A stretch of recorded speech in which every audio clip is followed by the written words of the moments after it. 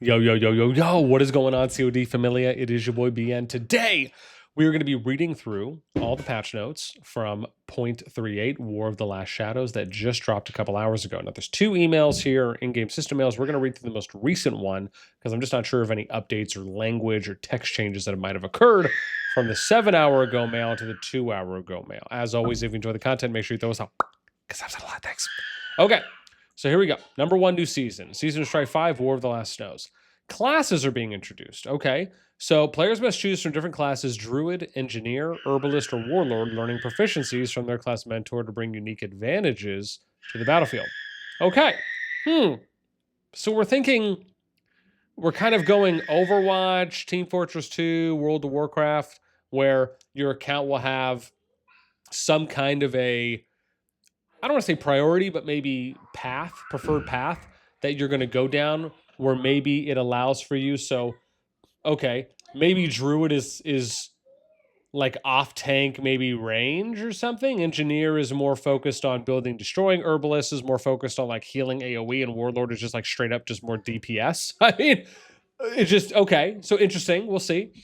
Next one, camp versus camp and team up mechanics.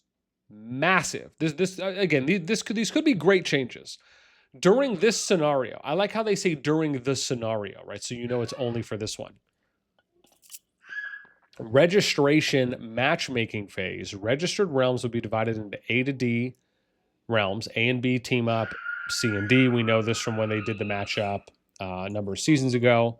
Finally, teams of similar power will be matched against each other and form 2 camps. Okay. So this is similar to Light versus Dark and Rock, where they had the kind of camp system there, and they started off with 2 camps. I believe eventually there's like 4 camps in some of the other KvK storylines or scenarios, but at least in this one, they're saying there's going to be 2 main camps. Okay, so this way, if there's 4, 6, or 8 kingdoms in a KvK, it's just going to be split right down the middle. Now, I personally think that there are 2 ways of looking at this. Firstly, is at the moment in its current state, if without any kind of camp system or basically hard team system that kingdoms have to get into, at the moment they do it themselves. If you have 4, 6, 8 kingdoms or more in your KvK, it's pretty much up to the kings and queens to talk amongst themselves and figure out who is going to work with who. But the challenge is that because you can't pick your starting zone, this can limit options that some kings and queens feel that they can form. Now, we've talked about ways to kind of get around this before, where basically you say, look, you'll just do some kind of like first half team and second half team matchup or team up phase. So the first half is in like a zone 2, zone 3. Maybe it's more of a free for all. Maybe you do a modified matchup arrangement, and then once the final zone opens, you do what would be the most fair and balanced matchup arrangement, from everyone that's in that KvK. And this is something we've actually seen taken a little bit more traction this season and even the last season, when this really started to become a little more popularized about 3 seasons ago. So, but obviously with the camp system now, which is the second side of this, it kind of eliminates that, because now the camps are going to be formed based on if the system, as it says, is going to match kingdoms and put them into a camp or each camp based on similar power. And again, as we would imagine, other metrics that they've stated before. Okay.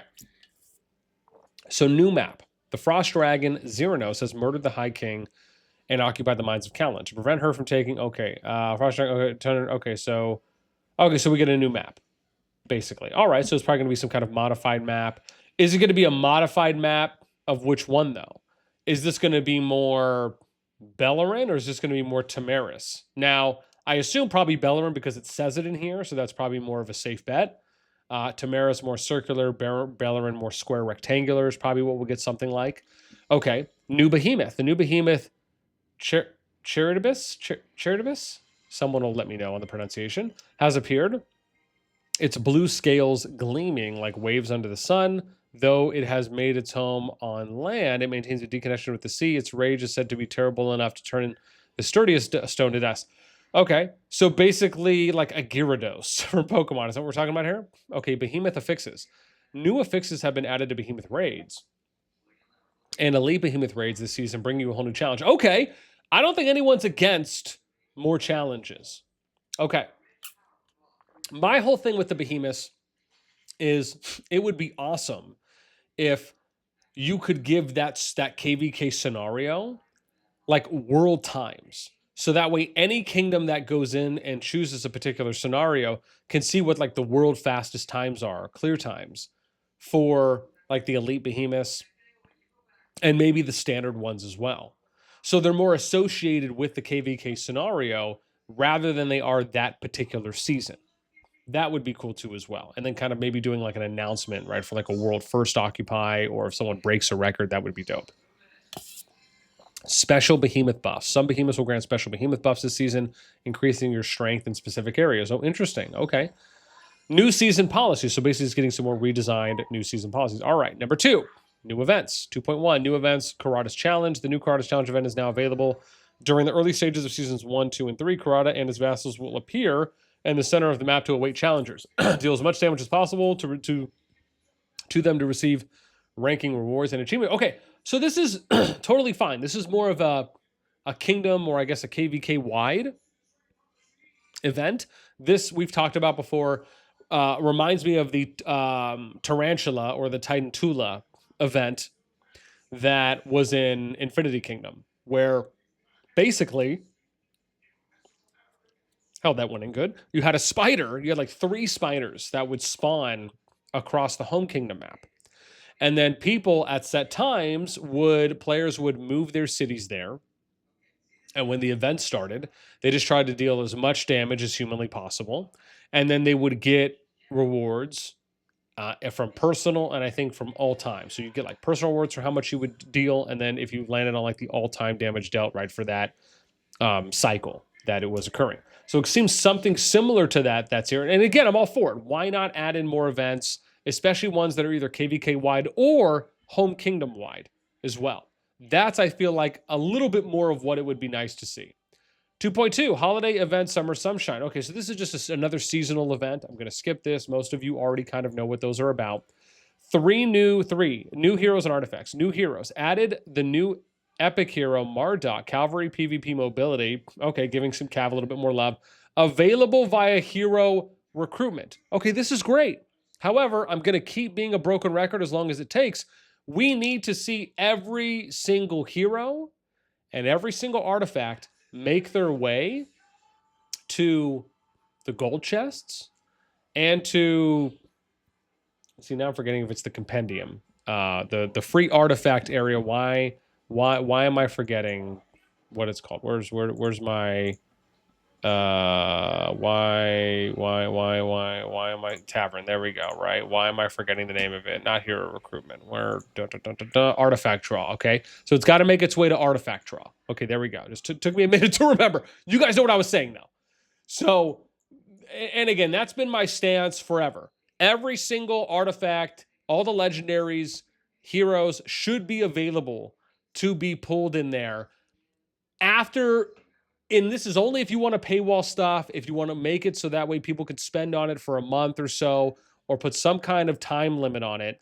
And then once that time limit for new heroes, new legendaries get introduced, after a time limit has expired, they get added. Doesn't mean they get removed. People could still purchase those or buy them however they want using whether it's premium currency or real money, but they at least get added so free to play doesn't have to spend any premium currency on those unless they want to, right? You can just pull those from the chest with your tickets that you accumulate, or your chest pools, right, that you accumulate. Okay. But again, nice to see that they're adding something. However, keep in mind it's an epic that's getting added to hero recruitment, not a legendary. So again, opportunity for improvement. 3.2, new exemplars. Added 10, and we knew they were going to add more exemplars, right? So you're just getting more of these added in there. I believe it was 16 or so. Someone had said to me, maybe it was 12 to 16 that were initially added. The Exemplar system will be rolled out simultaneously to season 2 and 3. Wow. Okay, so season 2 and 3. Now, my whole thing on exemplars is, and this is the whole thing, right? I feel like you should just have everything unlocked for the most part in season 1, because if you're able to start taking advantage of those in season 1, why not, right? The whole point of having things like catch-up mechanics is that things that are available to people in later seasons should be available to people basically right from the get-go. It doesn't mean that you're going to be able to max them out and get everything. We understand that. But but let's say if some people were able to start tapping into things like exemplars season 1, but because they couldn't start on those, they had to wait till season 2. All that does is just delay account's progression. So my general thought is, when you're thinking about catch-up mechanics, especially for new people that are getting into the game, having everything unlocked in season 1 that is realistically and should be, my view is, yeah, dude, just have everything there. It's the same thing with like certain heroes, right, that don't come available in like daily deals at a certain point, right? It's the same thing. It's just make them all available, then let people prioritize what they want to choose from. So, anyways, and that's just my general view on it. Now, number 4, combat system improvements. Oh, there's a lot here. Wow. The new holistic skills. Added a new category of skills, holistic, and redesigned a number of gathering engineering. So we know this, right? When you unlock a hero's holistic skill, the skill's effect will apply to all your legions, regardless of whether the hero has been deployed. So we've already gone through this, right? I don't think anything has changed since we last talked about this. But let's so in this we have what, 10 to 20% wood, 4 to 10. Now it's 1 to 7% when awakened, and then 6 to 20% when awakened. So you have increased wood, which is double, and then you have less than half on general gather speed. Okay. And it looks like now for narrow, let me see, 12, 15%. Okay. So basically all of these numbers that you're seeing as it pertains to gather speed, and we talked about this. So the idea being is all of these stack, right? So all of these, as you level these up, all of the universal, which is where it just says increase gather speed, and all of the specific. So anything that says gold gather, mana, wood, gosh, where else am I going? Not gold, was it? Not food. Where ore? There we go. Ore gather. Any of those, right? So an example here would be, if I look at the first two, just to give you something quick here. So gather speed up to 7%, and then that's for Indus, right? So now it's every 7. Okay, now here 7%. So this is 7 plus 7. You just add all those up, and that's your universal base gathering speed for your account, right? Regardless if you're using someone who's a gathering person or not. Then you also have the unique RSS gather speed. This you add on as well. So an example would be like this person's wood, this person's gold, this person's mana, this person's wood. So wood 15 and then wood 20. So now you'd have wood 35%, right? That's how COD CS explained it to me for how it works. Until someone says otherwise, that is what has been explained to me. Same thing with peacekeeping damage, engineering. Once you level these up, it basically becomes a passive on your account. So these are all you're just additive. You're just adding those numbers up, and then that's what it is regardless of who you use. Now, maybe they'll do something else, and maybe they'll do something else that's unique.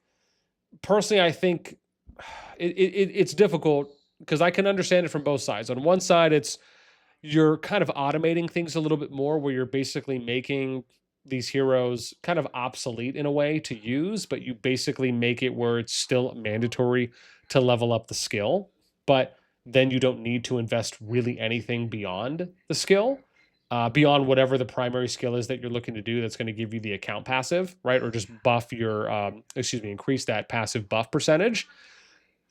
So maybe they'll do something else. I thought they had hinted to that maybe in the last update or one of the last Q&As, but we'll see. Okay, 4.2, hero skill improvements.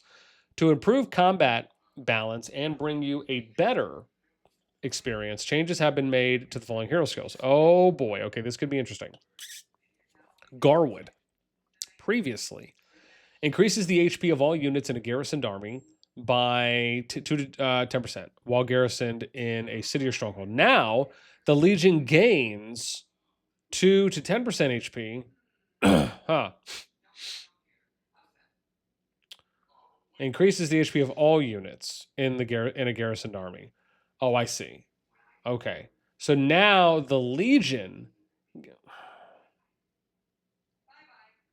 Doesn't this seem worse? Because it's just the Legion, it's not everyone, right? Doesn't this would be a debuff, I feel like, or a nerf. Okay.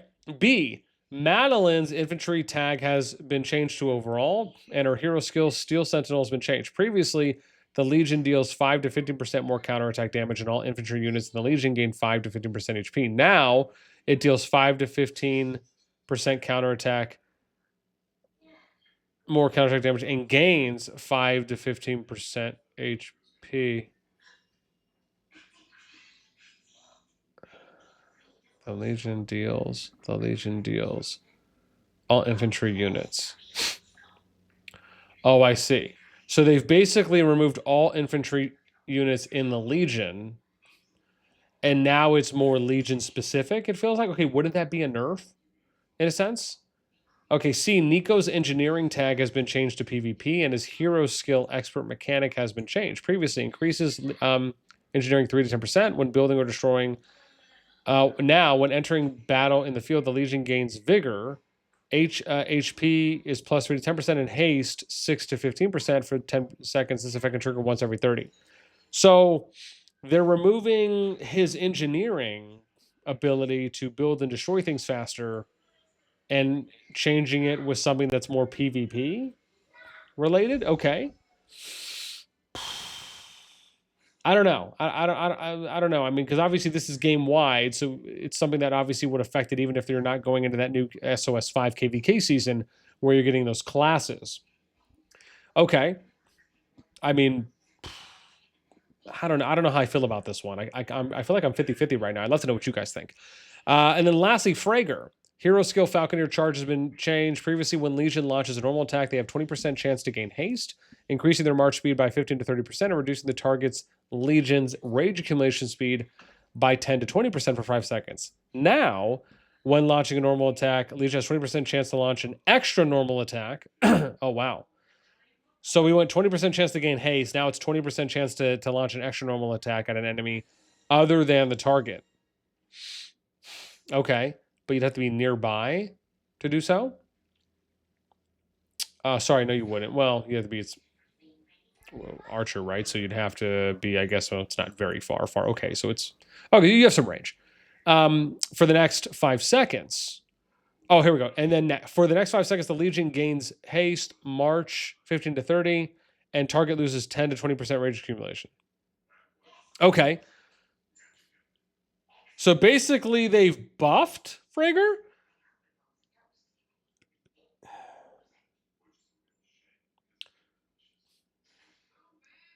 Yeah.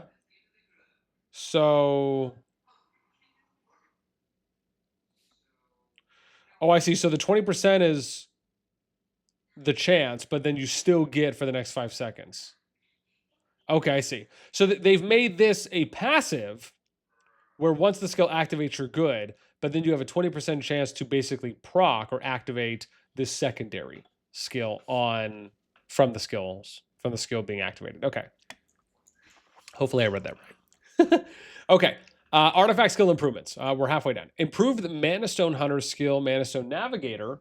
Previously, after a short charge up, creates Mana Stone at a random location near the Legion with a 5 to 100% chance of creating legendary Mana Stone. The Mana Stone can only be gathered by the Legion that created it and will disappear after 10 minutes. Okay. Now, after a short charge up, creates epic or legendary Mana Stone at a random location in the Legion with a 5 to 100% chance to create legendary Mana Stone. The Mana Stone can only be gathered by the Legion that created it or other friendly legions. It can be gathered up to 5 times and will disappear after 10 minutes. Oh, wow. So now they're making this more kind of like Alliance Kingdom-wide that people can take advantage of it. This seems pretty good. Like a buff to me. Okay. Changes to gaining merits. Increase the number of merits gained by players who defeat level 4 units during Season of Strife. Interesting. It would have been nice if they gave... Now, I don't think anyone's necessarily going to be mad at this, but it would be nice if they gave an example. And they said, okay, here was what the average merit performing numbers were before. This is what they kind of are now. Even if it was just a range or a percentage or just some kind of indication on like why the change is being made, what units is it? Because this just seems like, okay, this is just a flat passive percentage increase on tier 4 units. Okay, 4.5, improved risk warnings. Improve the calculation method for risk warnings when deploying legions for peacekeeping. When a legion's strength is lower than the enemy you want to attack, you have not deployed a deputy or equipped artifacts or war pets, a guide will appear. Oh, that's nice.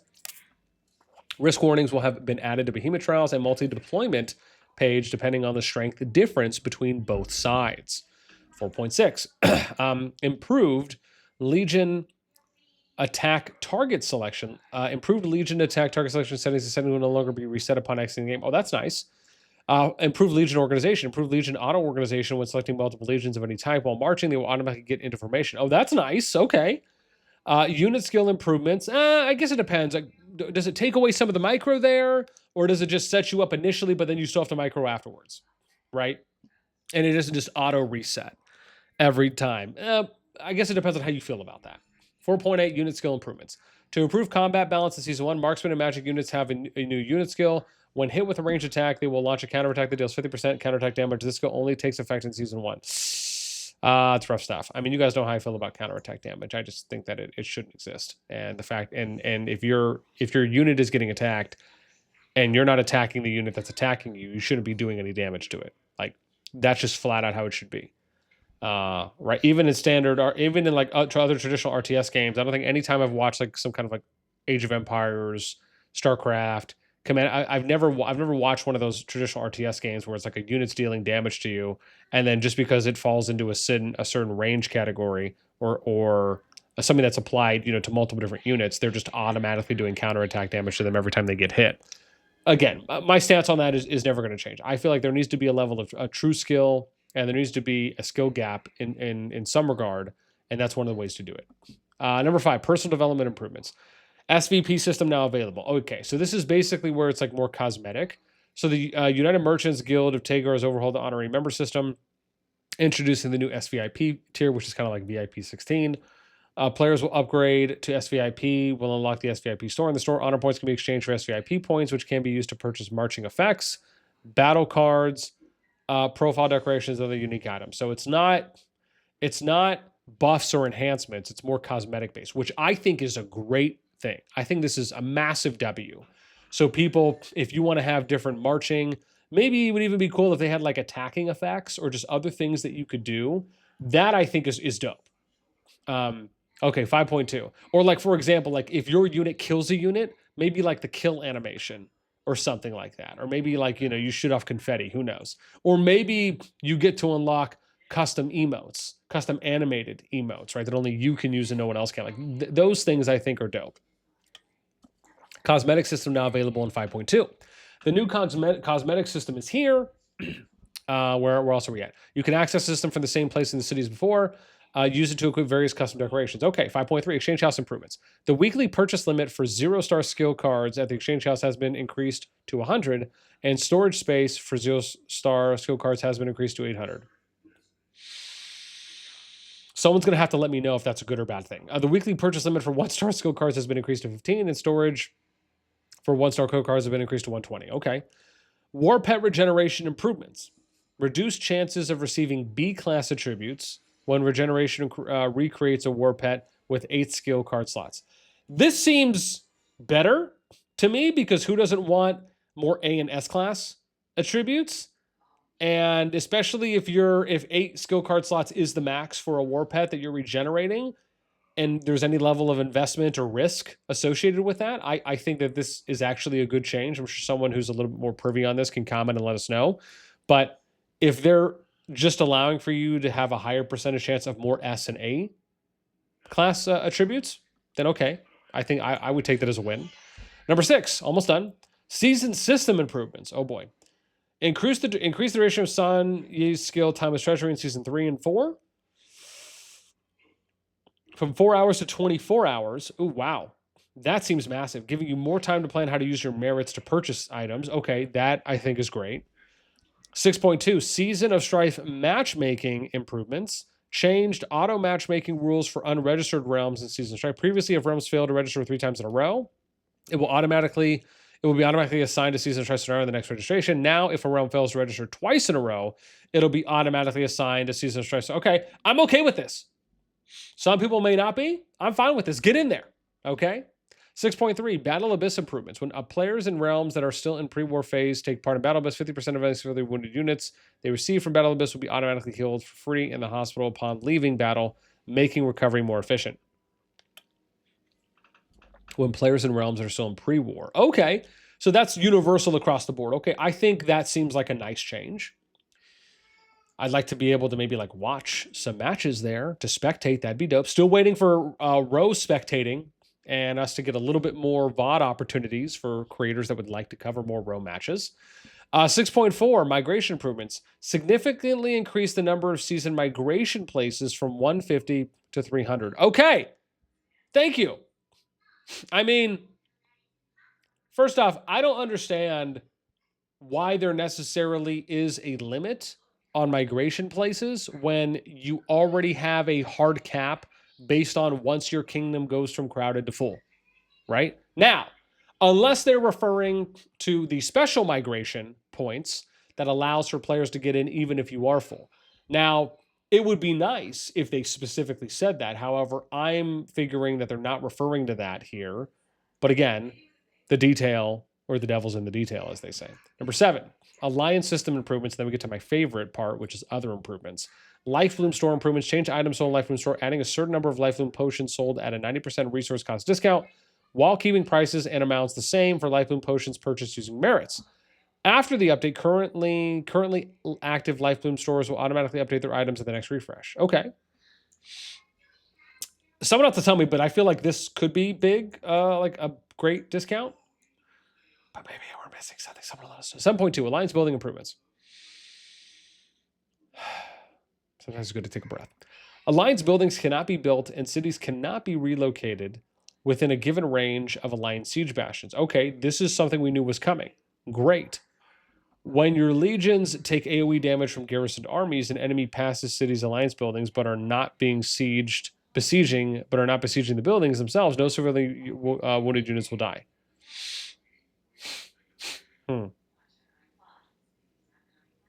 Okay, so it's like friendly fire / unfriendly friendly fire.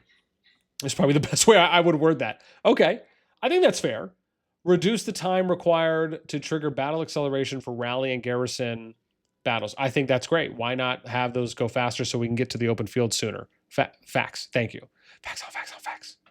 The above changes will only apply to servers in Season 1 or home realms or that open after 1.038. Season servers not currently in Season 1 will not be affected. This is rough because wasn't the whole point of these things, I thought they were going to be applied passively across the game, so we'd be getting them in Season 2, 3, and SOS.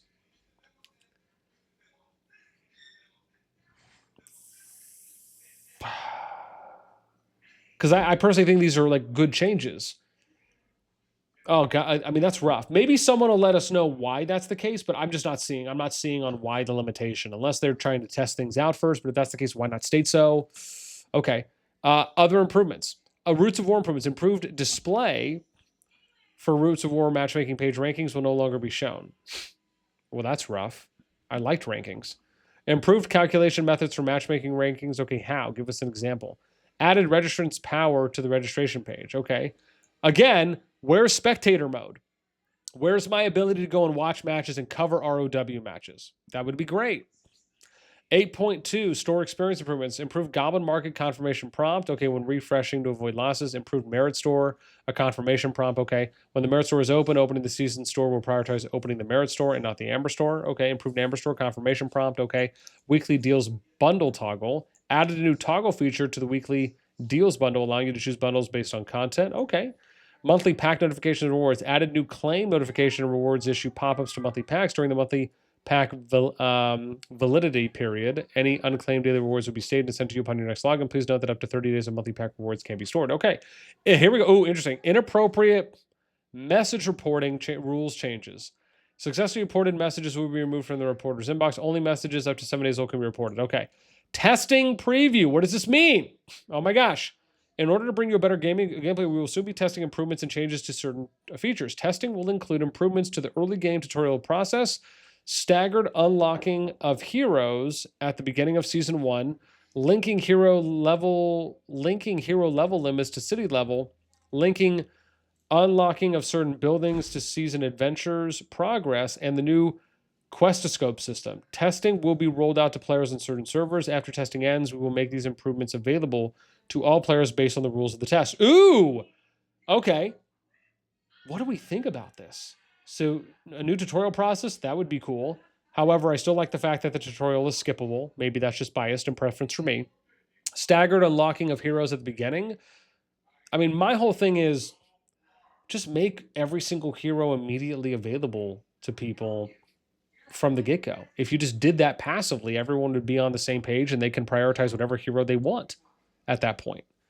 Linking hero level limits, because if it's available to everyone, then you don't have to worry about doing timeline staggered releases. Linking hero level limits to city level. So you're going to limit the level a hero can get to by increasing your city level. Are they doing that as a way to maybe combat RSS selling and maybe other shenanigans that's going on, like botting or things like that? If so, okay, I could maybe see something like that being okay, depending on what it is. The one challenge I would find is what happens in cases where you can improve your hero level, and that can go beyond the city level, right? Like if you can go up to 25 for your city, but let's say level 50 for your hero, is it 2 levels per city level, 2 hero levels per city level? It's just right. But before, what if you can just already bypass? I don't know. Part of me feels like that could be limiting, but we'll see. Linking unlocks certain buildings to season adventures. Linking unlocking of certain buildings to season adventures progress. Ooh, so they like forcing you to kind of play. I don't know how I feel about that one. It's like they're forcing you to play the storyline and the main quests, kind of, or do things on the map before you can unlock certain buildings. Okay, but again, is that a way of combating, botters, programmers, RSS? Is it a way to do something like that? Okay, maybe. Right? Maybe you could sell me on that. But I do feel a little conflicted there. And whatever this new Questoscope system is, okay. Also, if you're someone who gets something like that, dude, shoot me a DM, please. I'd love to cover it. So if you guys are someone who gets any of these new tests, please reach out to me on Discord. Again, I'd love to be able to see what it's like and showcase that. Last one, 8.7. Merits changes previews. The number of merits that infantry legions obtain in certain situations has been increased. The change will take effect sometime after the update goes live. That's all we got. Make sure you get feedback because you get rewards if you do it within 5 days. That's it for us. As always, I hope you guys enjoyed this one. This was a lot. I am very excited for a number of things here, but I am more excited, I think, for the new KvK storyline, War Last Shadows, where we get to see how the camp versus camp and the team up mechanics play out. New Behemoth, new map, new Behemoth fixes, which means and buffs and new season policies. Again, and I like that they're adding in more kingdom-wide KvK, home kingdom-wide events, right? So again, I actually think for the most part, this update is a W. I would probably give this update maybe like a B+, right? Maybe a B+, maybe A-, somewhere around there if I had to grade it. I do think the majority of it is good. There are some questions I have for some things. But yeah, let me know what you guys think. What's the thing you're looking most forward to? And what's the thing you're a little iffy or you might be skeptical about that you read or heard me talk about as we did this update preview? That's it for me. As always, until next time, we'll catch you later.